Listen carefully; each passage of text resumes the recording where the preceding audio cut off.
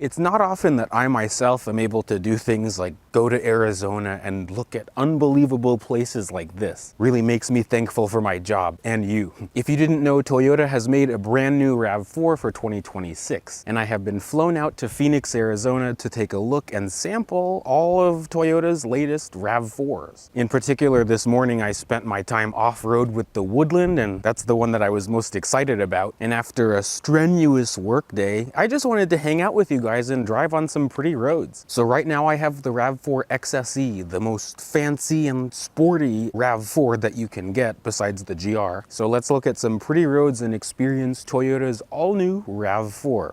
Let's do it.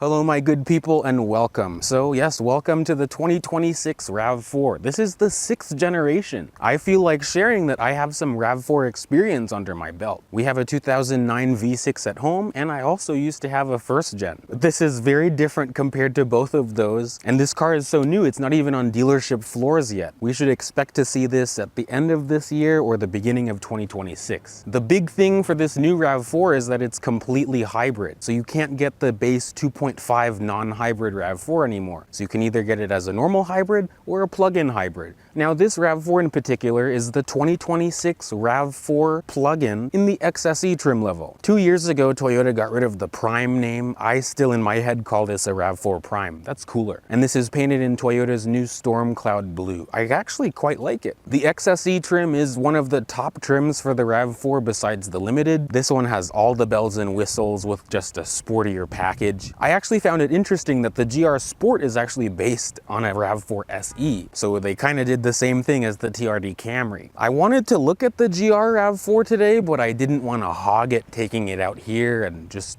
hanging out. So the Woodland video, if you haven't watched that, make sure you do. As of right now, Toyota has yet to announce pricing for this new RAV4, but they thankfully still offer a plethora of trim levels, so if you don't want a fancy one, you can get that. Remember, all of them are hybrids now, starting at the LE, SE, Woodland, XSE, Limited, and then the GR Sport. Just before we get going, I wanted to briefly touch on the new RAV4 plug-in hybrid powertrain. Thankfully, it has been improved compared to the last gen, and Toyota really has been knocking it out of the park with their plug-ins. We now get a 2-liter naturally aspirated 4-cylinder known as the A25A FXS. This powertrain is also found in the Prius Prime, well, plug-in Prius, which is a fabulous little car, but now this one is all-wheel drive. So it has 2 electric motors. There's one in the front and there's one in the rear, now giving this a total system output of 324 horsepower, up from 302, making this the most powerful RAV4 in existence. But I still like the V6. We still don't know exact MPGs, but I expect this to do the mid-40s as well. Another improvement compared to the last plug-in hybrid RAV4 is range. Used to be 42 miles, now it's 55. And then as you can see, the port is on this side and it supports DC charging. Again, this one is all-wheel drive, but it's an electric all-wheel drive with the electric motor in the back. Let's get going because I have to get back. Sorry, I just wanted to hang out with you. So thankfully, we're not too far away from bringing the car back, but you know, it's I have to be back in like 15 minutes. But welcome to the interior of the new RAV4. We can just get going because I have actually not really driven the car too hard yet because I've wanted to reserve my judgment. This RAV4 XSE is very close to something like the GR RAV4 just because it uses the same plug-in hybrid powertrain. This one just lacks the 15mm lower ride height, slightly different suspension, 20-inch. This is on 20-inch wheels. Whoa. I could have been here this whole time. Little did I know. That's crazy. This is such a better lot. Anyways, we're going to use the infotainment system that's actually very good because Toyota has updated it. This uses Toyota's connected services system. Starting route guidance. You can see. In 0.1 mile, turn right at the end of the road onto North Bush Highway. Turn right at the end of the road onto North Bush Highway. I don't want her to be talking. She'll interrupt me. We can see how the power is. Turn right at the end of the road onto North Bush Highway.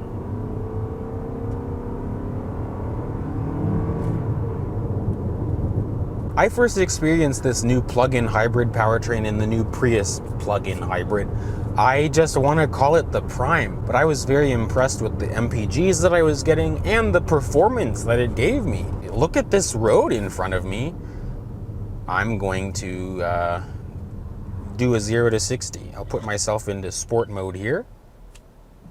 And let's see.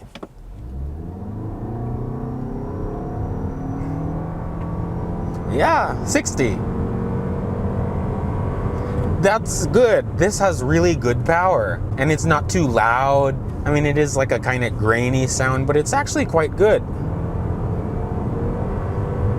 Now, you know, I'd be content. This kind of is like, you know, scratching the itch of me driving the GR one, because unfortunately it's the end of the day, so I'm not complaining, but you know, if I had more time, I would definitely drive that GR RAV4. As you can see, I'll put myself back in normal mode. On the highway, this thing is really smooth. I have no complaints on my behalf. I don't get too much wind noise. I don't get too much road noise either. I actually feel like, I mean, I drove the Woodland one earlier today, and that one felt like a cheaper car.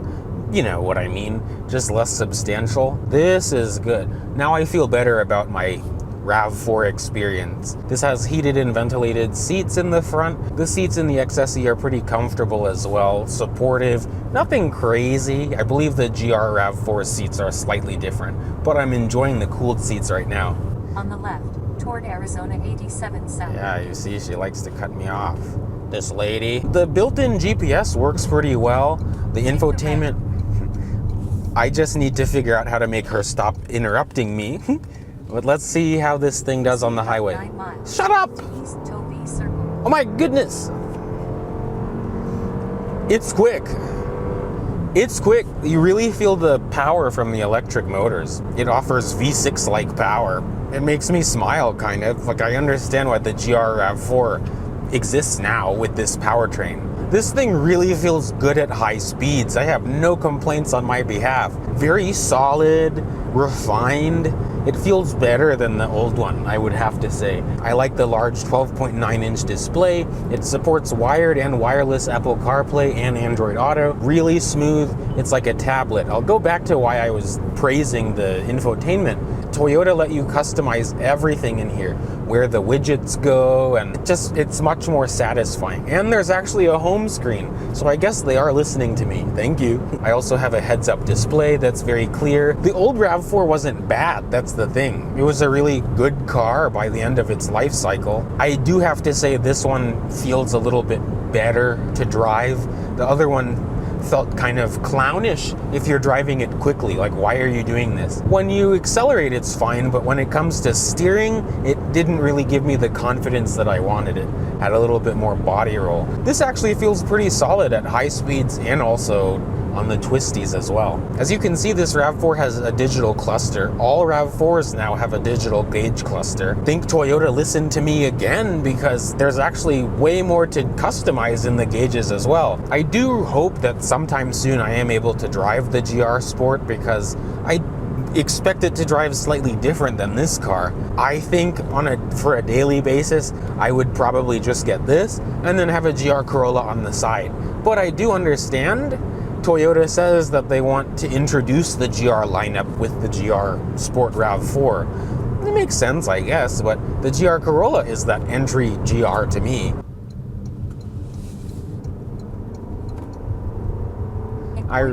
Turn left. Stop! She keeps talking over me. But I really have thought that this powertrain is very refined, and the RAV4 feels quite good on the road. It's a very competent SUV, and I look forward to driving more new RAV4s. I know that this video is a little bit short. We are getting to the end of our time hanging out together, because I'm getting back to the Toyota area. Make sure you watch the Woodland video, because I put more effort into that video. Not like this video is bad. I hope you enjoyed this video.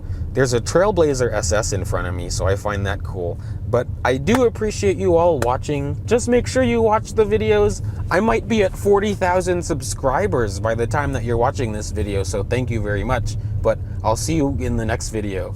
Bye, peeps.